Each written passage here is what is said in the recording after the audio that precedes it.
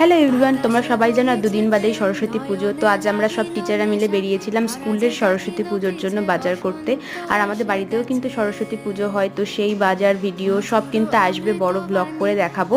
তো দেখো আমরা কিন্তু বাজারে পৌঁছে গেছি, আর বাজারেও ঠাকুর থেকে শুরু করে ফল টল কিন্তু সবই বিক্রি হচ্ছিল। আমাদের এই এক বাজারে সবই পাওয়া যায়।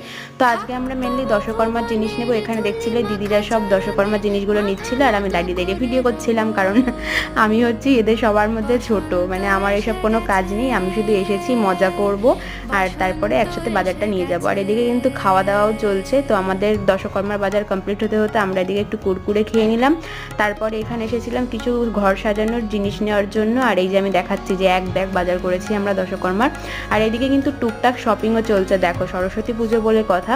তারপর কিছু ফল সবজিও আজকে কেনা হয়েছিল, মেনলি আজ এসেছিলাম দশকর্মার বাজার করতে। এই তো এগুলো করে তারপর বাড়ি চলে আসলাম। আজকের মতো এই পর্যন্ত, টাটা।